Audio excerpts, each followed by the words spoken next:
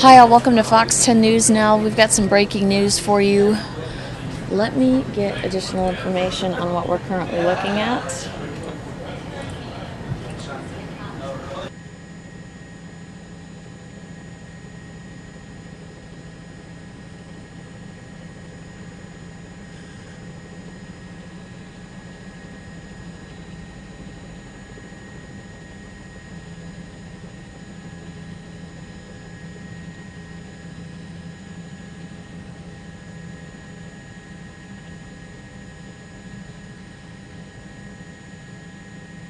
Radio.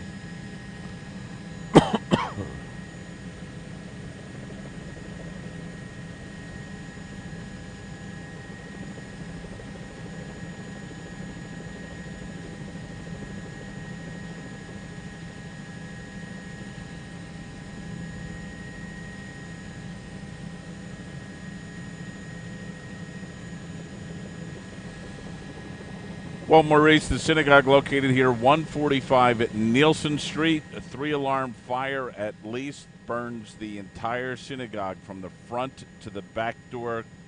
The only thing left is the shell of the synagogue.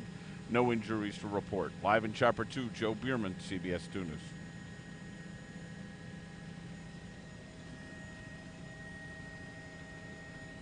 Hello, Joe. Okie dokie.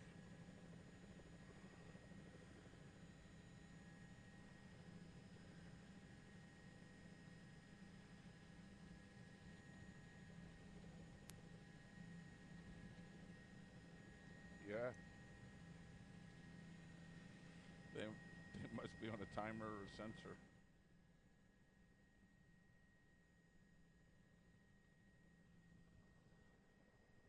I don't know if I have the rights to this. I have the rights to this footage, but I don't know if I have the rights to this sound. So I am lowering it a bit for you. One moment, please.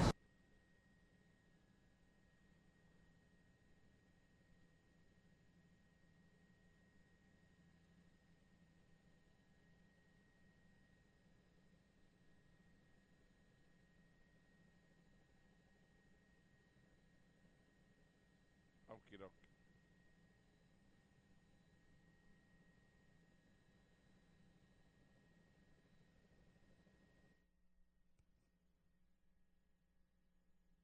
It is devastating looking at what a 3-alarm fire can do to such a beautiful venue.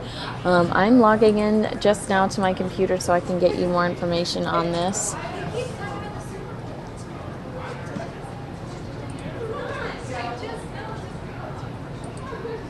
Devastating visuals we're currently looking at, though.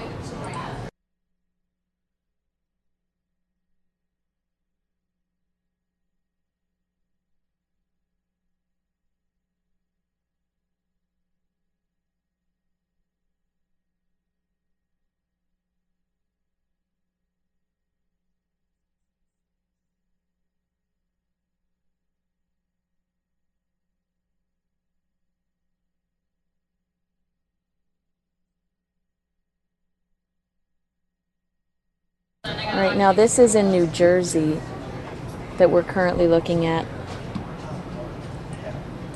And you can see that thankfully the fire seems to be out, but it's unbelievable devastation to this synagogue that is. We overheard a 3-alarm fire that has just devastated this beautiful building. And again, this is out of New Jersey. And allow me to make my lower third for you.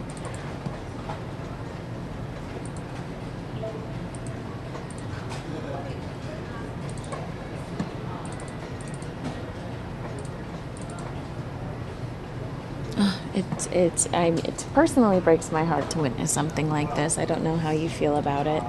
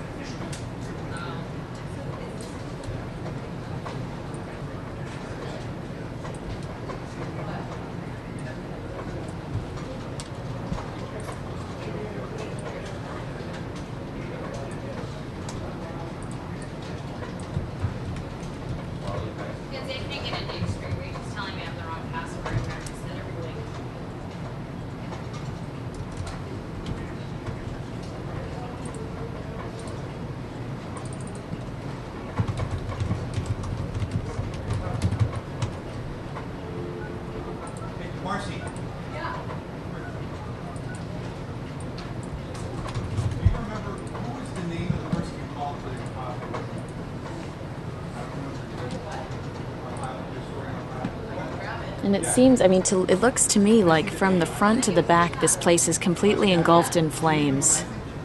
I can't imagine what the damage is going to be within the next few days when everything, all the fire's out, and then they're dealing with all of the water damage. But it doesn't even look like it has a roof at all anymore.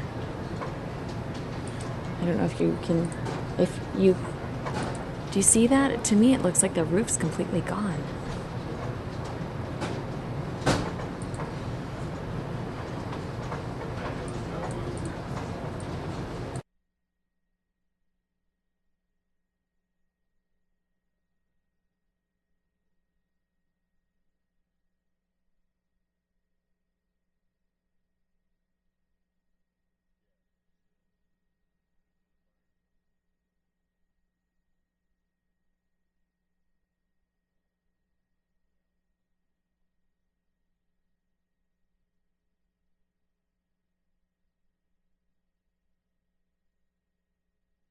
Oh no. Looks like they're getting reaction shots from people in the neighborhood.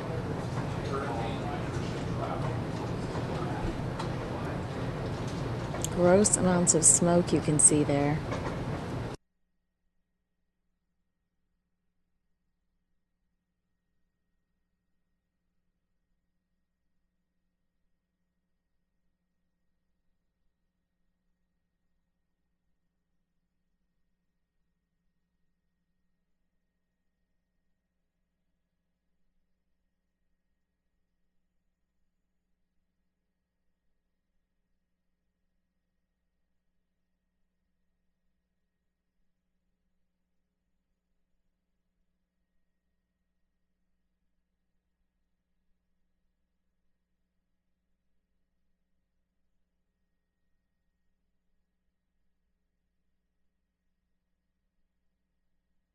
I want to give you an idea of what this venue looked like before. Check this out.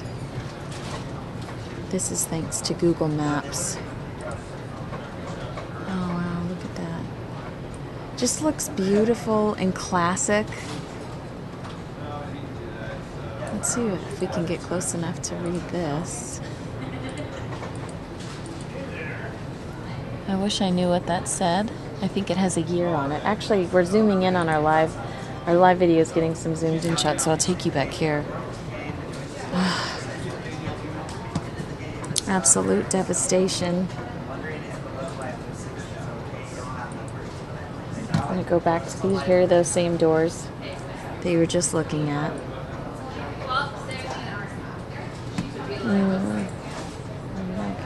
Wow, look at that water just pouring out of the building. That's unbelievable. And again, this is in New Jersey. This is at this was a 3-alarm fire that, I mean, it appears that it's nearly out. I'm not seeing any flames at this point. But the firefighters are still dousing the building, dousing the synagogue, so I don't know what's going on inside. If you'll look at the smoke from the entrance to the exit, it looks like they are filling it full of water. So I imagine that the fire must have taken off throughout the building versus being in one specific location.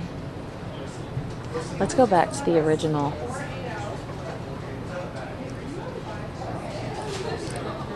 Look at how beautiful that building was. So unfortunate.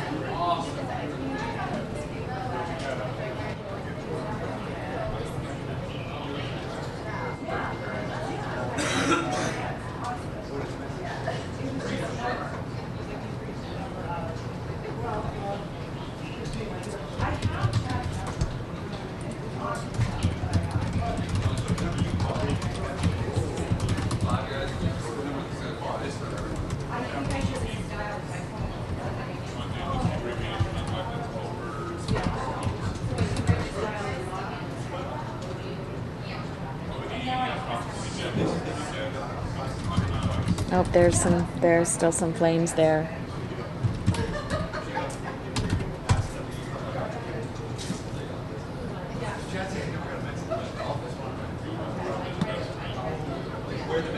here's the original venue in New Brunswick, New Jersey. It looks like it's located at 145 Nielsen Street in New Brunswick, New Jersey. Look at this. Oh my goodness.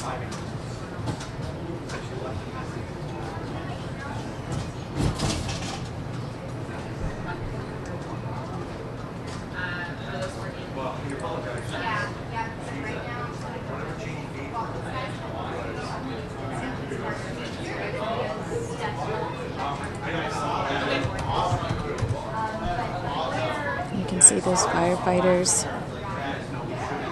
I wish we had that. I wish we could move the camera back to see if we could get, to see if that flame's out that we saw.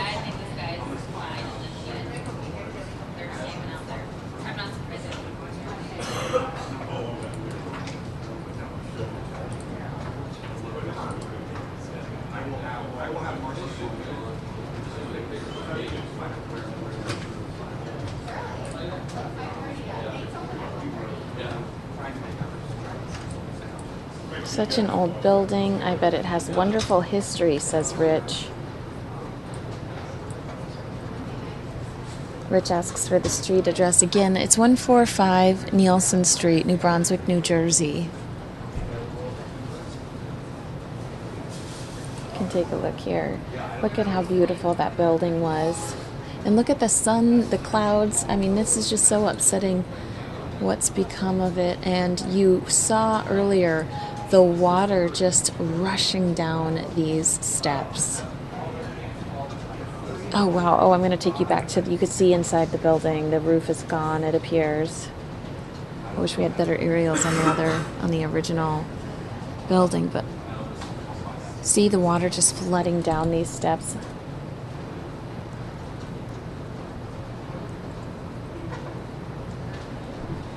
Kayleen says it looks like it could be a total loss. I hope you're not right, Kayleen, but I understand what you're saying.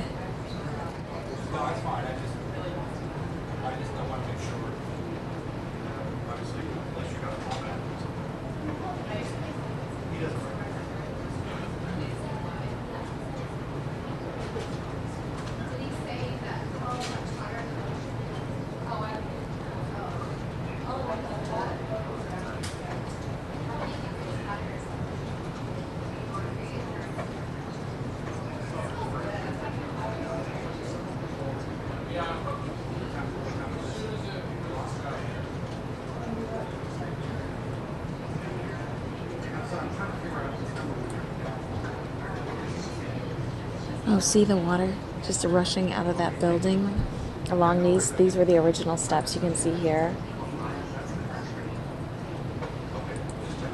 I can't imagine what that neighborhood's got to be like right now. It must be, oh, look at all of the people. Exactly, see?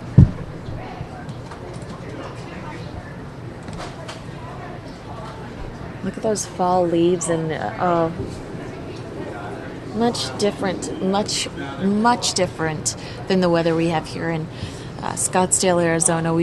I think we were in the 80s when I pulled in, and I'm certainly not seeing some of those beautiful fall colors that you just saw there.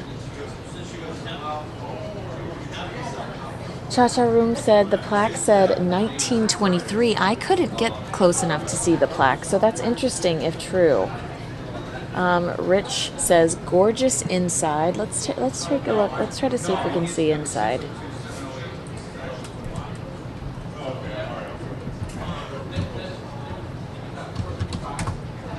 You know, it's interesting because we want to stay on top of, oh my goodness, really? Because you want to stay on these live visuals, you want to see what's going on in real time, but with a building that looks so beautiful and historic, you can't help but be curious in regards to what's going on inside, or what it used to look like, which will distract us from our original, it will distract us from our live shot here. Take a look at this. Look at how gorgeous these photos are of the inside of the building. Let's see, do you have just a photo gallery?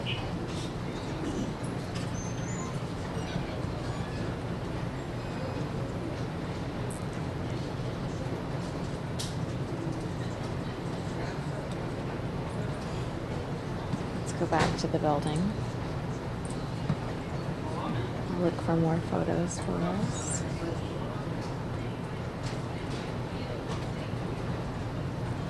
Just a lovely venue.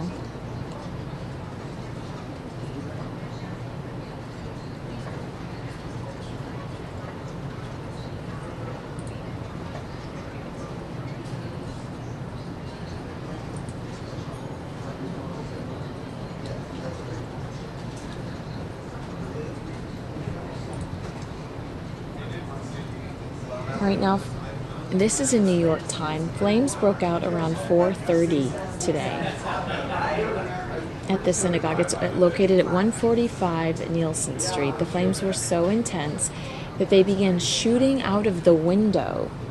Police and fire are on the scene working to extinguish the fire. Wow, some surrounding areas have been evacuated. It appeared that way with all of the people on the sidewalk. Detours are in place to reroute traffic. That looks like a good idea. No injuries have been reported, thankfully. No word on the extent of the damage to the structure of the building, but you're looking at it. I can't imagine. People in the chat room are already saying that this very well could be a lost cause. Wow, wow. It's over 100 years old, and it became a historic building in 1995. So this building is over 100 years old.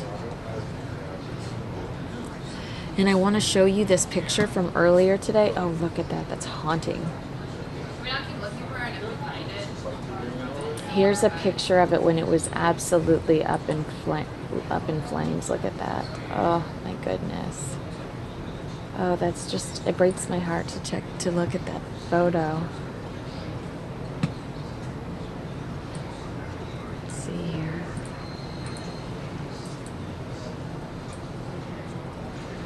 I'd like to see more photos of the inside of it because it did look stunning inside. 100-year-old building, just made historic in 1995.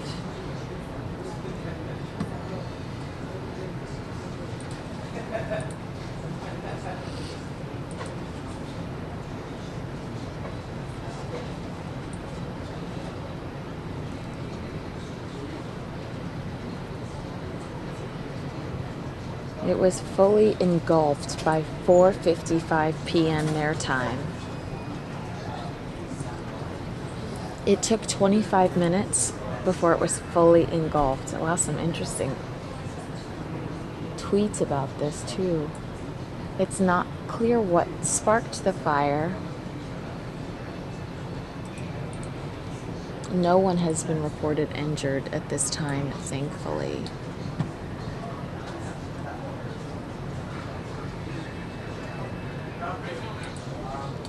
Here's a sad post I want to share with you on social media. Pollster Patrick, synagogue members at scene of the fire in New Brunswick.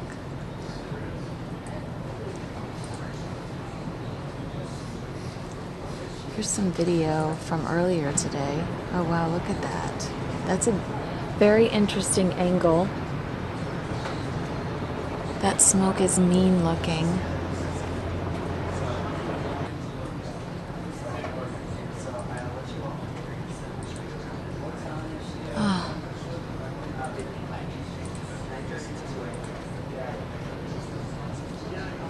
Here's another video for you.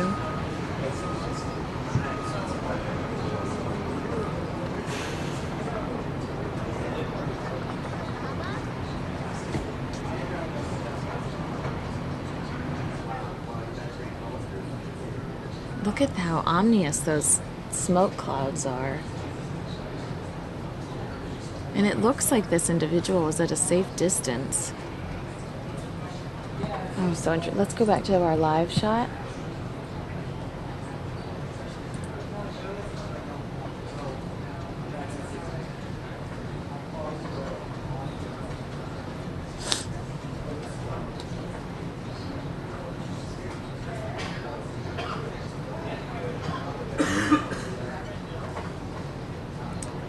Oh, you were right. This building was built in 1923 and added to the National Register of Historic Places in 1995, according to the website. It was founded November 18th, 1901, and was initially known as the Independent Laborers Benefit Association, mostly comprised of congregants from Russia or Poland. Roughly 100 families belong to this synagogue.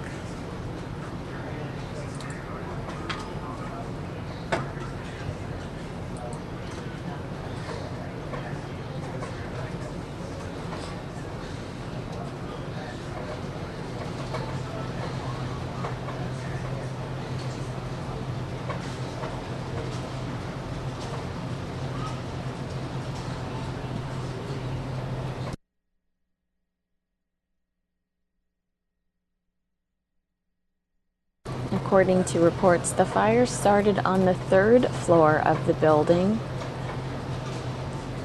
by 5 p.m. Okay, so the fire started at 4:30 on the third floor of the building. By 5 p.m., the flames were raging from the basement up through the side windows and the roof, which has absolutely partially collapsed, and we can see that thanks to our aerials. We can see that. The intensity of the flames forced an exterior attack on the fire with tower ladders in an effort to surround and drown the blaze. Firefighters have also been shooting hose streams through the charred front doors of the synagogue. We've had a lot of visuals of those.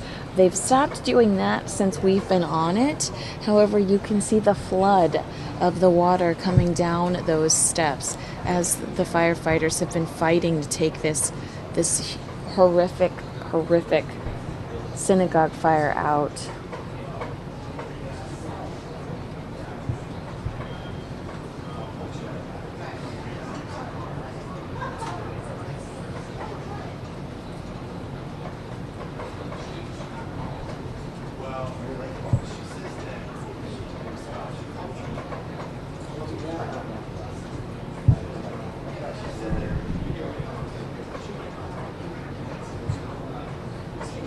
Still no word on how the fire started, and thankfully, again, we are not seeing any injuries at this time.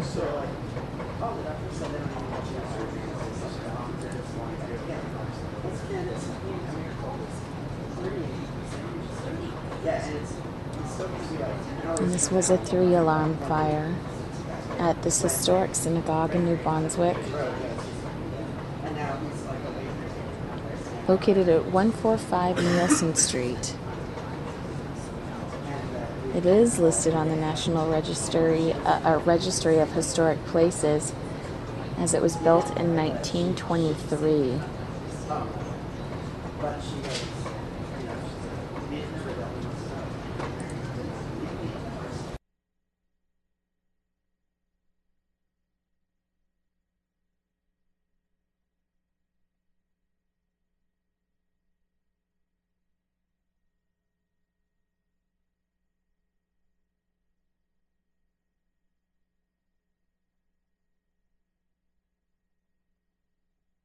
We do not know how it started. We are waiting to see if that information becomes available.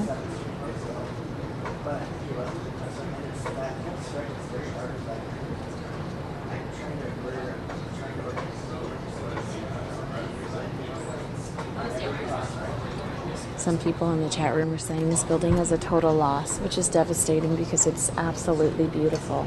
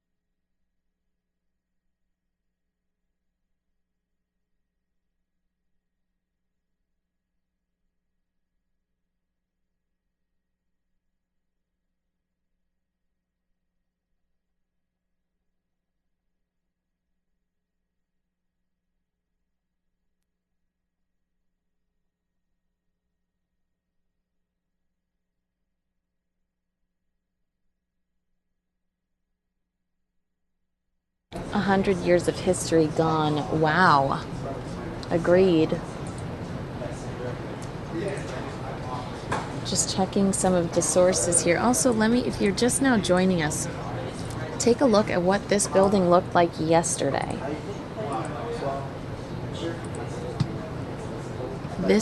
Or hours ago, not even yesterday. This is what this building looked like just hours ago. This beautiful historic building, finally added to the Registry of Historic Buildings in 1995.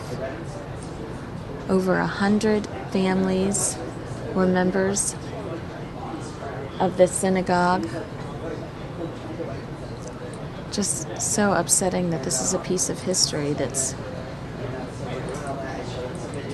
You could see these are the doors that the firefighters were just flooding, and you'll see now that the steps of this building are doused in water coming down. Look, you can see the inside of this building, through the collapsed roof. Let me show you what the inside of it looked like vaguely. I'm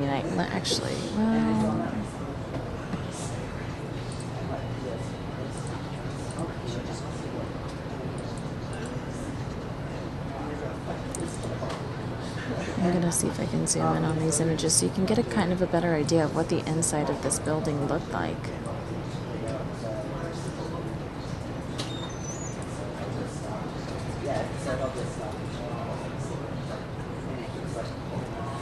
Breaks my heart. It says underneath these pictures of the inside, "Our magnificent sanctuary," and it absolutely was magnificent. You only hope that they're going to be in a position to be able to... I don't know. People are saying in the chat room this building is done forever.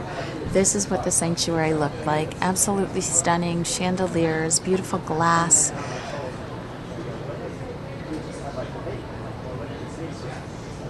And here is what the building originally looked like. In such a sweet neighborhood, too. Such a sweet little neighborhood.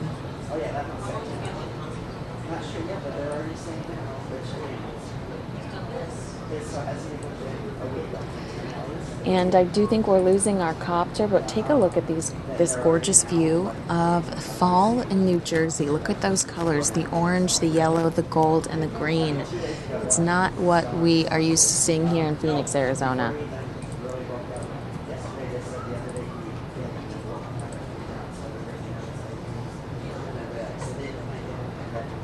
Looks like sunset their way.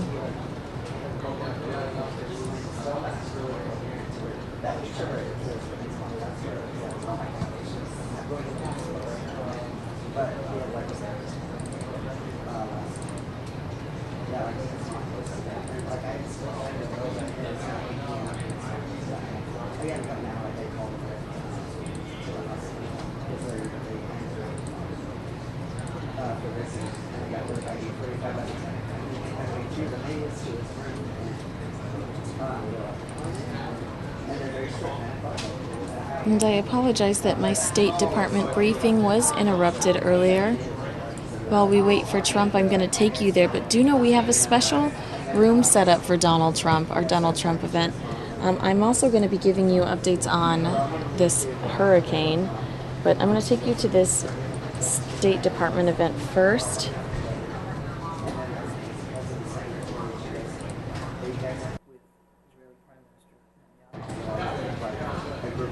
Remember, the audio is iffy at the beginning. With German Foreign Minister Frank-Walter Steinmeier and the EU High Representative Federica Mogherini to discuss a range of global issues, including the situation in Israel, Jerusalem, and the West Bank, the refugee and migration issues in Europe and Iran. The Secretary will then travel to Vienna, where he will meet with Turkish, Russian, and Saudi counterparts to discuss a range of global issues, including, of course, the ongoing situation in Syria. He will meet bilaterally in Vienna with Foreign Minister Lavrov as well. So there'll be a bilateral meeting with Foreign Minister Lavrov, and then what we're calling a quad meeting. In other words, all four, Secretary, Foreign Minister Lavrov, and their counterparts from Turkey and Saudi Arabia. And here's sorry to interrupt so soon, but I do have live images of basically Hurricane Patricia's effect on, where is this? Ixtapa, Mexico? Let me see. Look at these. How do you feel about that? That is beautiful. I hope everyone is safe. I hope everyone stays safe, but what amazing images.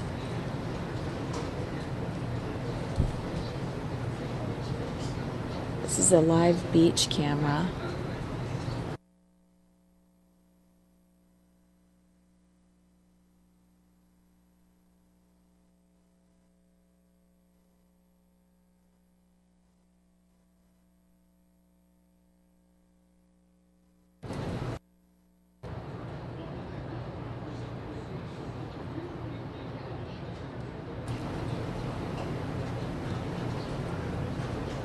I wish we could stay on this, just watch this, although I don't know, this kind of makes me, I think I might fall asleep. And then look at our, just to give you a glimpse, that's our New Jersey helicopter. Look at that sunset as well. I'm going to share that with you too. I know I'm going back and forth, but I'm loving these options I have to give you. Hopefully you like them too. Dee says she hopes the tourists are getting out of there. Agreed. It's going to bring a lot of weather in our direction. Not Arizona in general, but...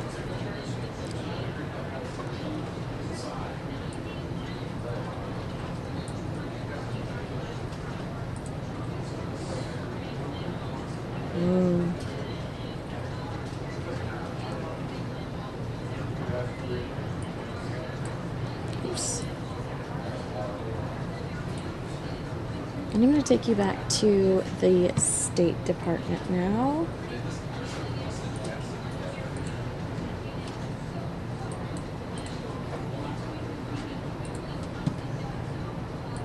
Then we're off to the region with stops in Jordan and Saudi Arabia to also meet with regional leaders there to talk about a range of security issues in the region. So, I'm sorry? Can you say which days or for which cities? Berlin tomorrow, Friday in Vienna, and then Jordan and Saudi Arabia through the weekend. I also want to, hang on a second, I also want to provide a readout of his Secretary's meeting with Prime Minister Sharif from Pakistan. They met this morning. The Secretary welcomed the Prime Minister back to Washington for his second visit since his election in 2013. The Secretary and the Prime Minister highlighted the multidimensional nature of the United States-Pakistan partnership and its importance for regional stability and security. Secretary Kerry thanked Prime Minister Sharif for Pakistan's regional efforts to combat terrorism and violent extremism, especially in bringing to justice al-Qaeda leadership and disrupting terrorist plots. Secretary Kerry recognized Pakistan's efforts and sacrifices in targeting extremists in Zarb al-Zab and other operations in the federally administered tribal areas. And the two leaders discussed the need for additional efforts to target all terrorists in its territory. They discussed the recent announcement to keep U.S. troops in Afghanistan beyond 2016, noting that an Afghan-led and Afghan-owned peace process is the surest way to end violence and ensure lasting stability in Afghanistan and in the region. The Secretary thanked Prime Minister Sharif for Pakistan's continued facilitation of reconciliation discussions between the democratically elected Afghan government and members of the Taliban. Both leaders agreed to build on the ongoing U.S.-Pakistan strategic dialogue to advance progress in these and other areas. And with that, Matt. Let's start with the trip and the first issue to be dealt with on the trip being the Israeli-Palestinian situation.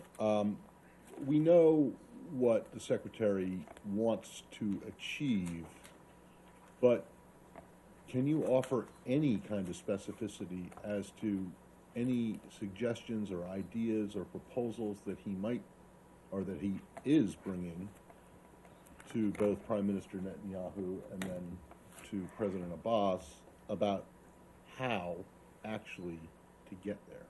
I think I'm going to let the discussions speak for themselves, Matt, and I'm not going to get ahead of specific agenda items. But as I said yesterday, the Secretary feels it's important to go and to have these discussions, given the ongoing violence, to try to look for ways to end that violence and to restore calm, as well as to provide some political breathing space so that real, meaningful progress can be made towards an end to the violence. But I don't want to get ahead of specific agenda items.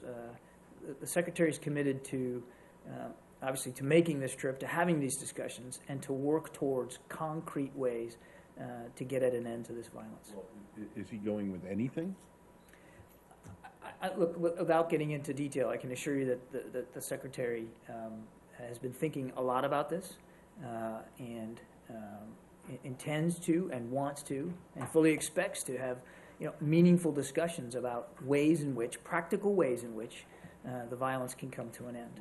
What do you mean by political breathing space? Just enough of a sense of calm and some sense trying to arise at some level of agreement that can foster more security and more stability. And then I'll stop. Just the Prime Minister Netanyahu has been complaining vociferously about incitement coming from the Palestinian side, and the Secretary and you have all, as well as the President, have all talked about the need to stop incitement. In that context, I'm wondering if you saw Prime Minister Netanyahu's comments from last night about the Holocaust and about the Grand Mufti of Jerusalem, and whether you think that, as some Palestinians have suggested, amounts to incitement. Well, again, I'm not going to get into,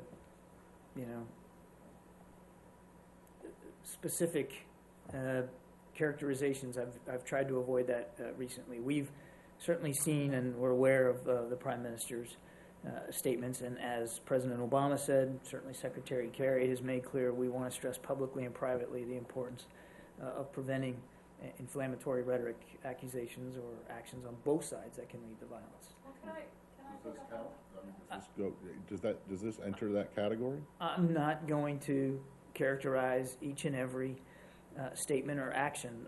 I think we've been clear about what we want to see, which is moving away from rhetoric or actions that just encourage the violence. But I'm not going to get into characterizing each one.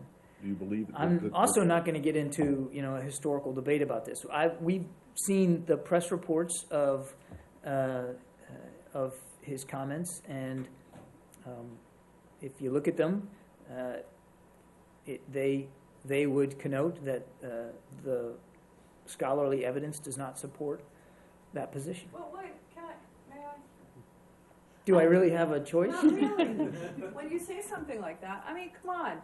You stand at this podium day after day and you talk about, incitement, and the Palestinians incite something, and then, the Prime Minister says something that is not only obviously factually incorrect, but just so exploitative in this environment, and you're dancing around, the fact that it was inappropriate without just kind of saying what you're hinting at, that these were inflammatory remarks that only contribute to the type of destabilization that you're asking. Right. No, at least, I understand where you're coming from. I've been, I think, consistent, and I'm going to stay consistent, that we're not going to get into a characterization of each and every incident and each and every word spoken. What we want to see, and what we want to do is for everybody to take a few steps back, and we want to see the inflammatory rhetoric, we want to see inflammatory actions, we want to see provocative movements, all that stuff stop, so that there can be an end to the violence, so that there can be some political breathing space for some real solutions. you do say when there are Holocaust deniers and such, you're quick to point out the inaccuracy of their statements. So I take it to mean that the reason that you're not publicly criticizing it is because you think that this would just contribute to, a bad climate of what? Well, I think I'm going to leave my answer the way it was. We've seen the press reports of the Prime Minister's comments, and in those reports you can see for yourself the scholarly evidence obviously supports a different position. But again, what needs to happen here, and why the Secretary is going, is to try to find ways, practical, tangible, concrete ways to reduce the violence. Two last quick ones. First of all, you just mentioned that he was going to Jordan to meet with leaders there. I assume you mean that he's going to meet with President Abbas and King Abdullah? He is expected to meet with, I should say, planning to meet with President Abbas and the King. Yes. And then one last one. You talk about, kind of, you want to discuss practical ways and, have a meaningful discussion. Do I take that to mean that while this is not obviously the beginning of a restarting of the peace process, do you consider this trip as, kind of the beginning of a discussion where you see the Secretary might be traveling there a little bit more often to try and calm the situation? Like, it doesn't seem like these two meetings in and of themselves are going to reach some kind of, big agreement where things are going to be able to calm down. Well, let's not get ahead of meetings that haven't happened yet and discussions that haven't taken place. I think I'd go back to my answer to Matt. I mean, the Secretary believes right now this is an important trip for him to make. These are important discussions for him to have, given the spate of violence, and to try to work towards practical ways in which political breathing space can be had to help end the violence. That's really the focus here. But do you see this as the beginning of a dialogue, or do you are you hoping for deliverables out of these particular meetings? Again, I don't want to get ahead of meetings that haven't happened yet. I would say characterize this as a continuation of a dialogue, at least that that the Secretary continues to have with leaders in the region, and to include Prime Minister Netanyahu. John, let me just follow on the issue that we began the discussion with. So you don't find it outrageous that the Prime Minister of Israel is basically trying to say that the Holocaust was inspired by a Palestinian? Saeed, I think I've answered the question. Try again. Let's see, because your answer was not very clear. Don't you find this outrageous? I think I've answered the question, Saeed. We've seen the reporting on his comments, and in those reports yourself you can see that the scholarly evidence doesn't hold that same view. Well, past evidence shows that when there's that kind of rhetoric, we can go back all the way to 1995, when such rhetoric resulted in the assassination of the Prime Minister of Israel. Not the same kind of rhetoric, but saying that, the Israeli public or Israeli citizens are compromised by such efforts and so on, led, in fact, or inspired someone to assassinate the Israeli Prime Minister, for instance. So with this kind of rhetoric, what kind of atmosphere is the Prime Minister of Israel fomenting? Well, again, I'm not going to characterize or every term and every line uttered. What we'd like to see are steps being taken, whether they're in word or in deed, to reduce the tensions, to try to restore some calm, and to end this terrible violence that's going on. And that's what the Secretary's trying to do on this trip. That's why he's going. And that's where his focus is. But that's not really, forgive me, but that's not parsing every word or every incident and so on. This is the Prime Minister of Israel, with whom the Secretary of State will be meeting in a day or two. Coming out to say something that is outrageous, to say the least, as Elise said, is not historically accurate and so on. So doesn't that warrant some sort of a statement by you guys, in this case by the administration, on such an inflammatory rhetoric? Again, Said, we've made our desires plain and clear about what we want to see happen there in the region. What about the point that what he said is basically wrong? Doesn't the administration have an obligation to call out an ally and say what you said is inaccurate?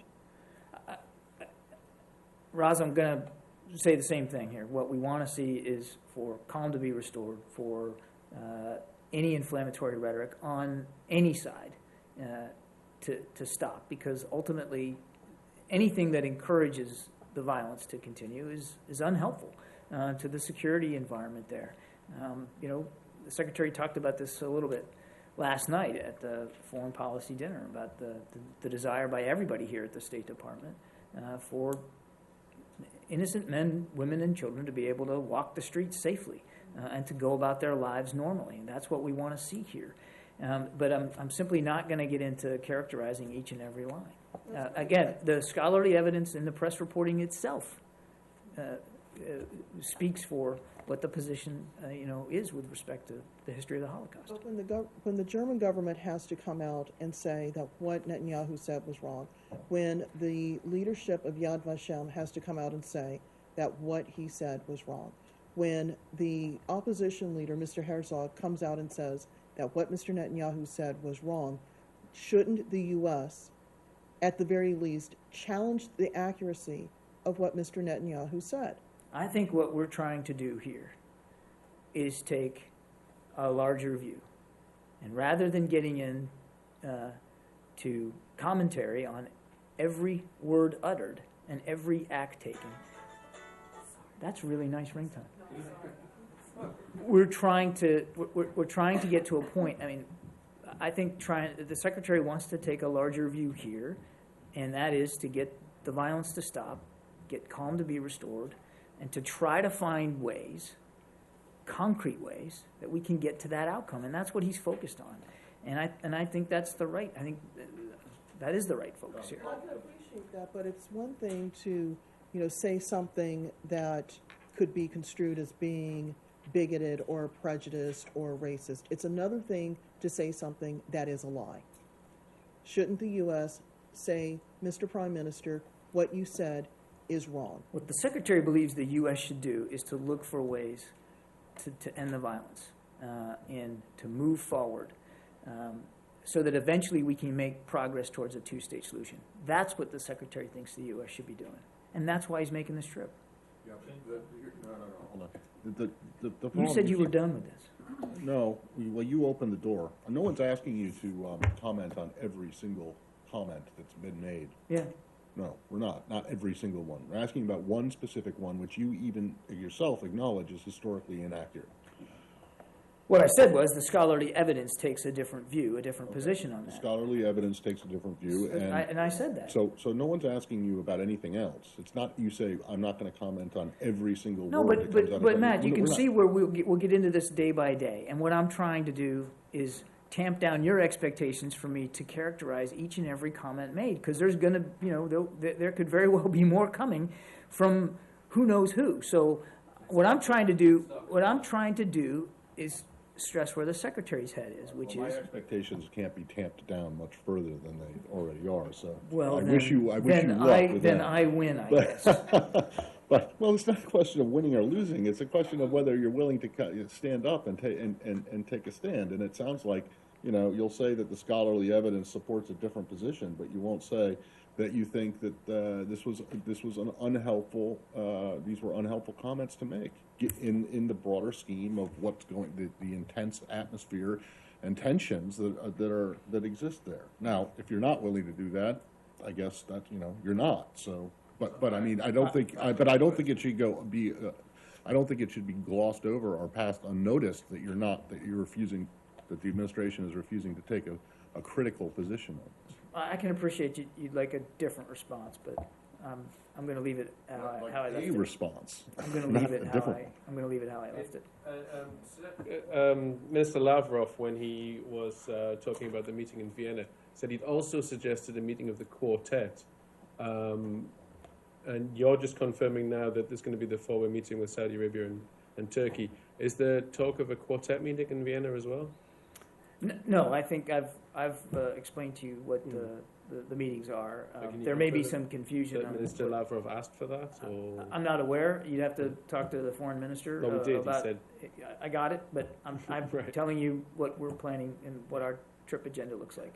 Okay. Yeah. John, the Israeli army yesterday in the occupied West Bank city of Hebron killed a number of Palestinians, one 15 years old, another 17 years old, and so on. Would you at least ask your allies, the Israelis, to exercise some restraint if they are not conducting themselves in an excessive, forceful kind of way? Would you ask them or request that they exercise restraint? Saeed, just like we've been saying throughout this, we certainly are aware of those reports, and sadly there have been too many of reports of violence. And the Secretary has been clear as recently as just a day ago that we want to see the violence end, and that we condemn all acts of violence against, deliberate acts of violence against innocent men, women, and children, and we want to see it end. And again, that's why he believes it's so important to make this trip. Syria? Sure. But it's not, it's Israel Palestinians, but it's not this. UNESCO Yeah. vote today. Yeah. What do you think of it? So, today at the executive board meeting of UNESCO, the United States voted no on a highly politicized resolution related to the old city of Jerusalem and its sacred sites. That resolution originally proposed, as we talked about yesterday, asserting that the Western Wall should be considered an integral part of the Haram al-Sharif, Temple Mount. As a result of the constructive engagement of the United States, other member states, and the Director General, the most highly problematic language in that resolution was removed. So, and 5 other states, member states, joined us in voting against the occupied Palestine item. Because this resolution was not adopted by consensus, the Director General is not going to implement it. Okay. Now, you had opposed the language on the Western Wall and got it removed, but it included... All right, I'm going to temporarily break into this speech from the State Department because I do have some live footage from Hurricane Patricia. Let's take a look at that.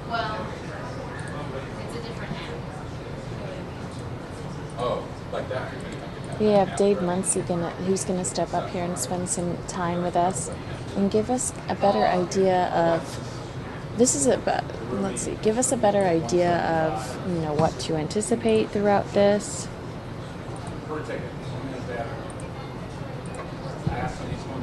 And kind of who's going to get hit the hardest. And he's actually building some graphics for us to take a look at this.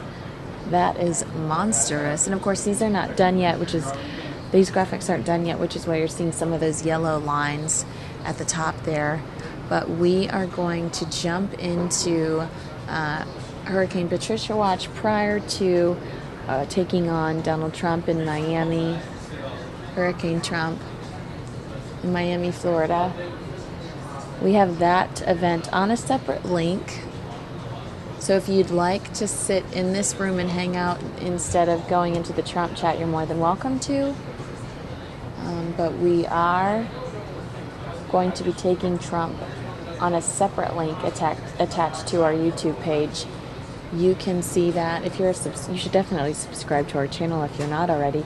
But you can see that by looking at upcoming events on our page.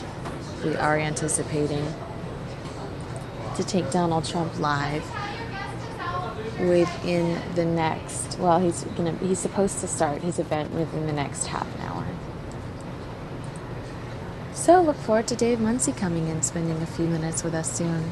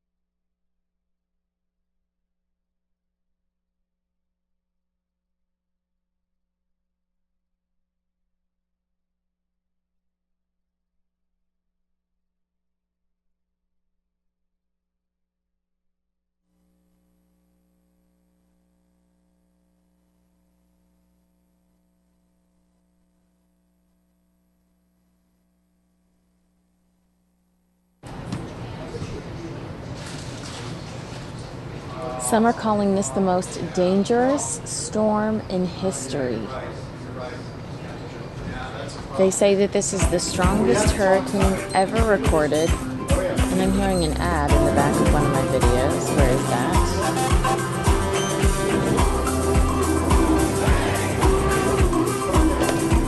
Let's cut out of here and see, where's that video coming from?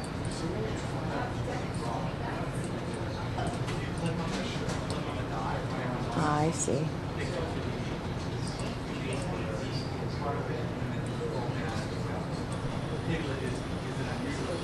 All right, back to, well, I think this is live video, yeah. Okay. They're calling it the strongest hurricane ever recorded. Weakened slightly as it gets closer to Mexico's Pacific coast, with sustained winds decreasing to 190 miles per hour and gusts to 235 miles per hour on Friday afternoon.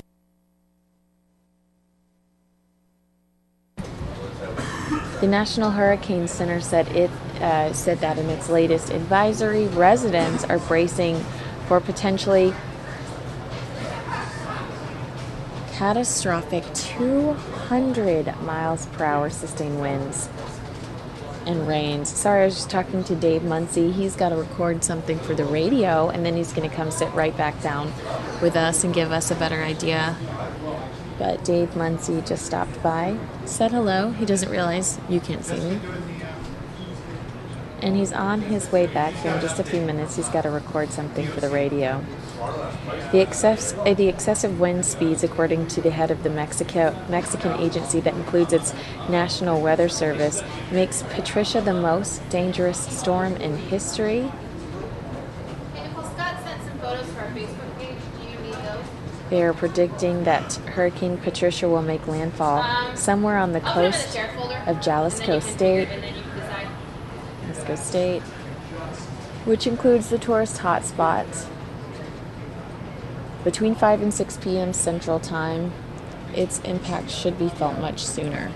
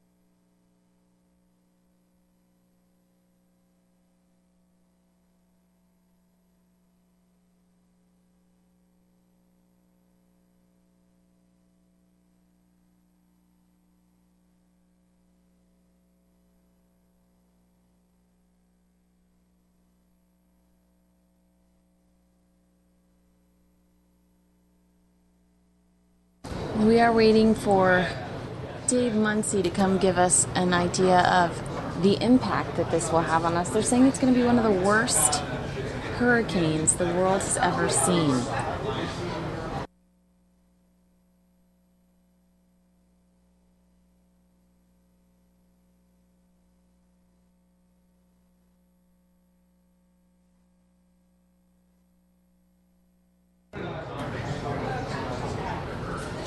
Scott Clark in the chat room says he's hearing the third most powerful storm ever. Residents are bracing themselves for absolute chaos, and some of the commenters in our chat room have said perhaps if you are a tourist in that area, it's time to get out.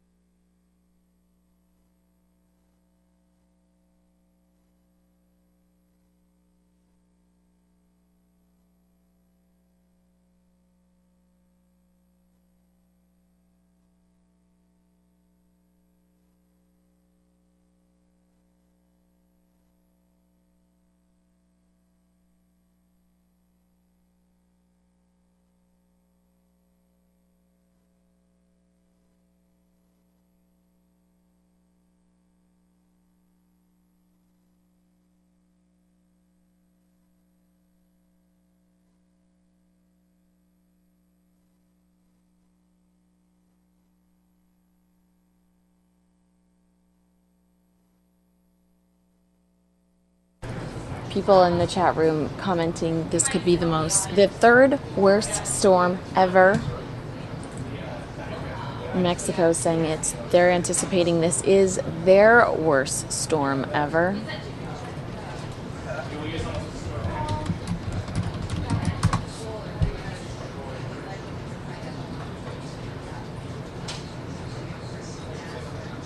Catastrophic landfall expected soon in Mexico.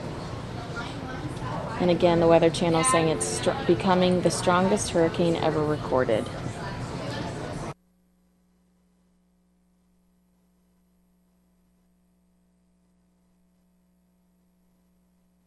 This is more than a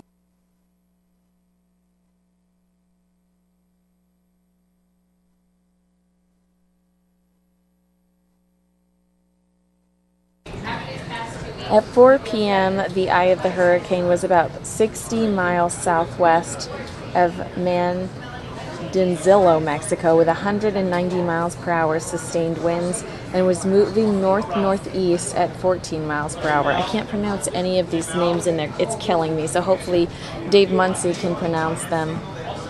200 mile per hour winds, sustained winds earlier Friday. Hurricane Patricia now holds the record for lowest pressure in any hurricane on record.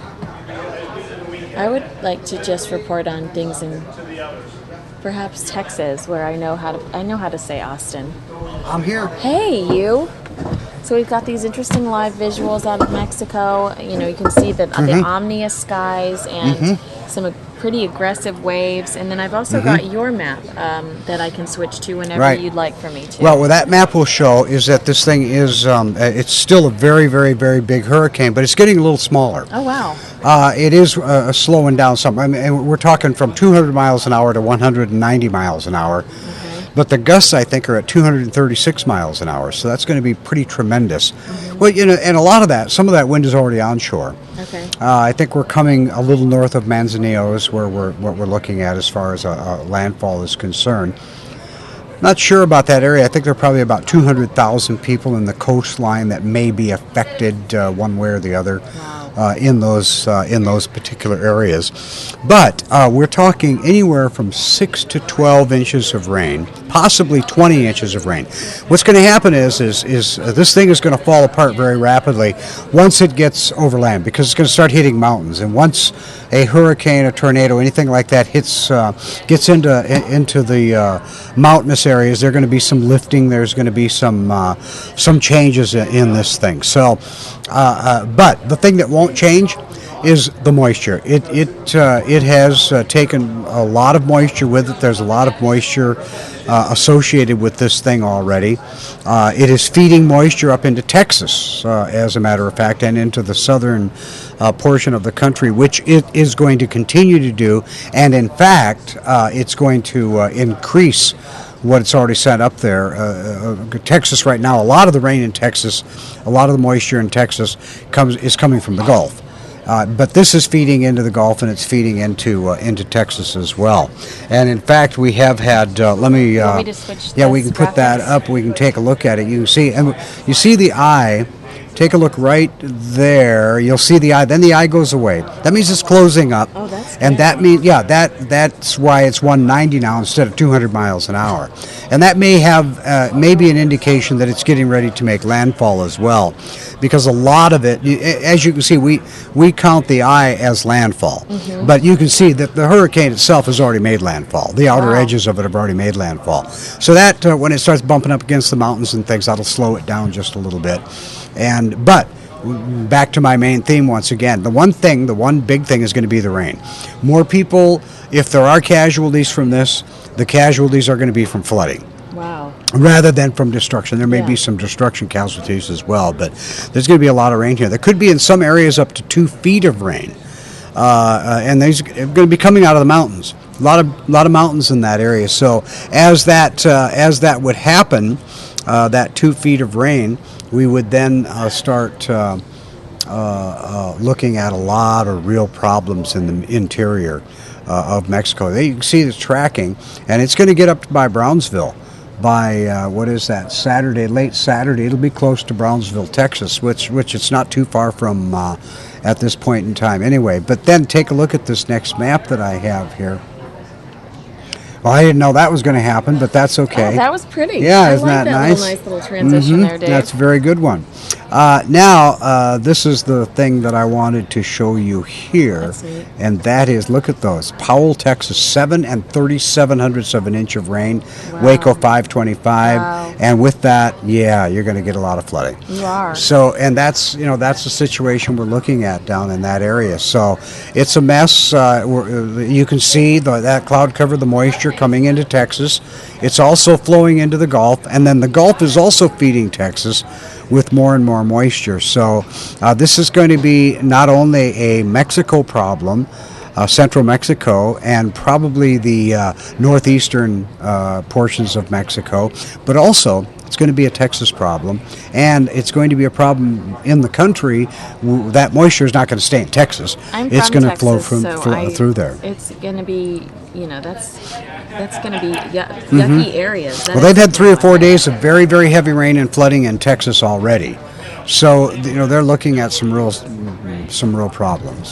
Tell me, people when I was looking up this hurricane, people are saying it is possibly the 3rd most horrific storm that we've ever seen. But talking to you, I don't feel like it's as horrific as that other outlets are saying. That's because I don't want you to feel that it's horrific. Oh, okay. I want you to be calm and comfortable, Thank you. and it's not going to affect you. That's true. Yeah, it is, as I have heard, it is the most powerful storm ever.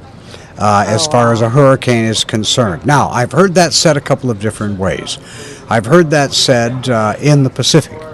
I've heard that said since records have been kept, and then I've heard in recorded history.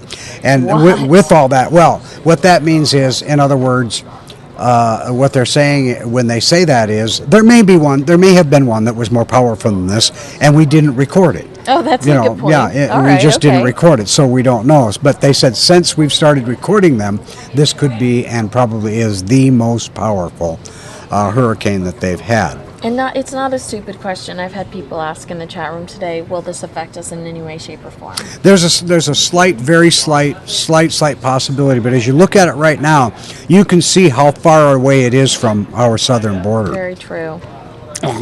And that should not have an effect on us, other than if maybe some clouds got away, a little bit of moisture. I don't see a big problem for us. And is there a specific name for those beautiful ominous clouds that are haunting this live shot we've got right here? Which one are you talking about? Don't you think that that's beautiful? Well, I would call that a storm front cloud. Okay. You know, as there are probably some storms coming in. That looks like it's got some rain with it as it rolls in there. But yeah, that's just a real overcast day, and I would imagine that those folks. Where is that? What is that? Where is this live from? This is our live shot from I don't even know how to say that. Mexico.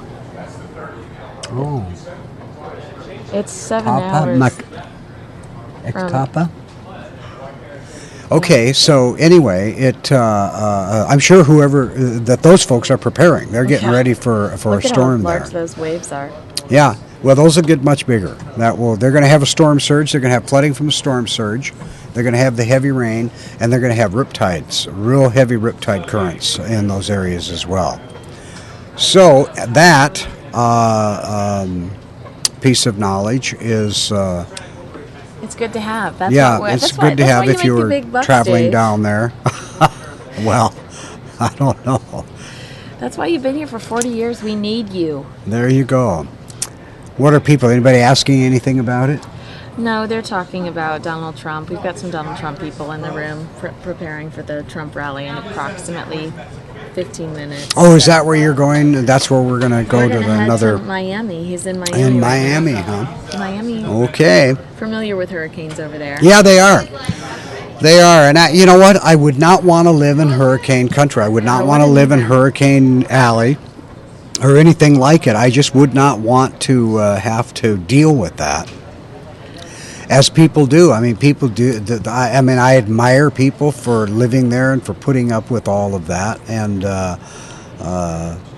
to me, though, boy, oh boy, I'll tell you, I'm just not. That would scare the heck out of me every time one of those things came up. I know. Where are those graphics happening? Are we going to really be in the 80s over the weekend? Yeah, I just was trying to get back to this map. That's why you saw those graphics riding by. I would love to. I'm excited about those 80s this weekend. Yeah, it looks pretty good. The weekend looks pretty good. We might get a little bit warm. We I think have transgressed from the 90s to the 80s now, which is good for our forecast to change it around a little bit.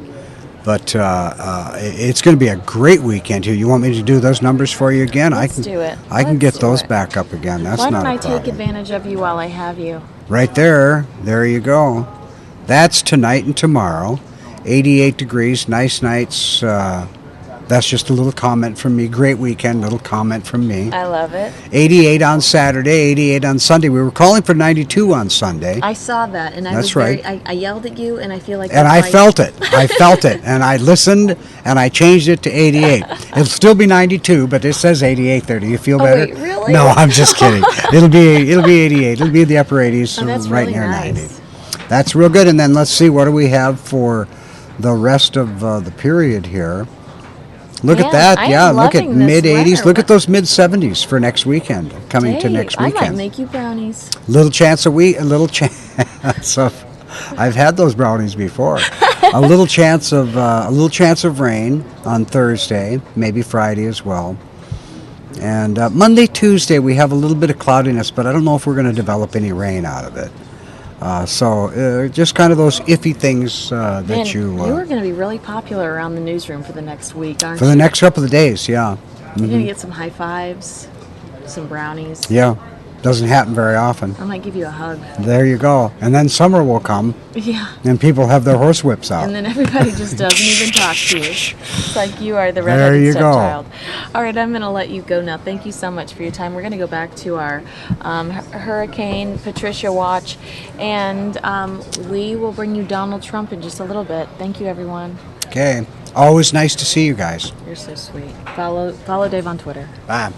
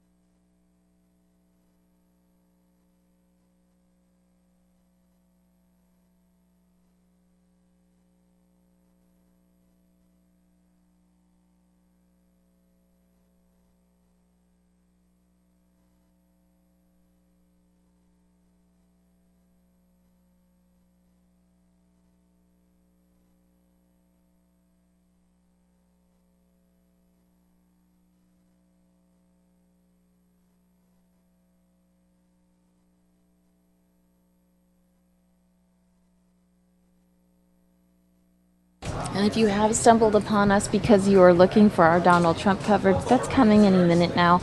We are waiting to get a live feed from the venue in Miami. I am including links throughout our comment section in our chat room. So if you want to head in that direction now, know that the links are in our chat box and you can head over there as the stream is already open. But we are anticipating visuals from within that venue any minute now. So thank you so much for your patience.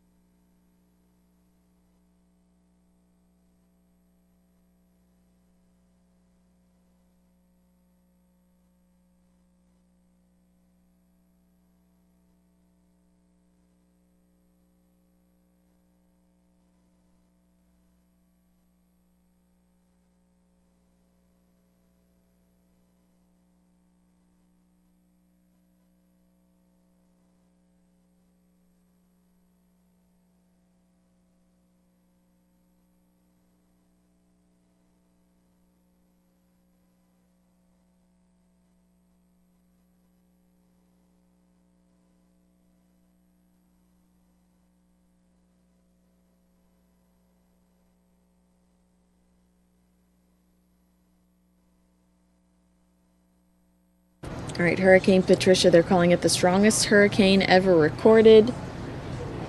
You just heard Dave talk about how it's weakened slightly as it gets closer to Mexico's Pacific coast, with sustained winds decreasing to 190 miles per hour and gusts to 235 miles per hour.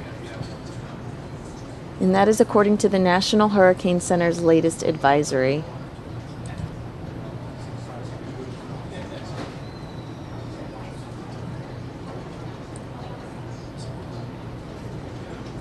Late Friday afternoon, the storm was centered 60 miles west. Well, I don't know. Because this, what we're currently looking at is about 7 hours from Manzanillo.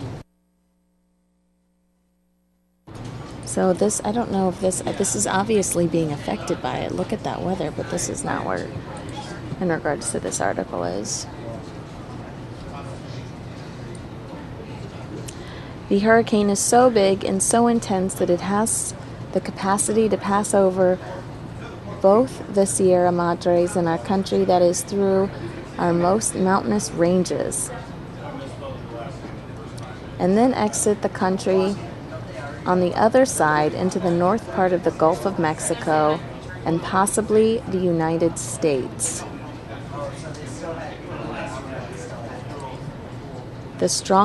Patricia is the strongest hurricane on record in the National Hurricane Center's area of responsibility, which includes the Atlantic and the eastern North Pacific.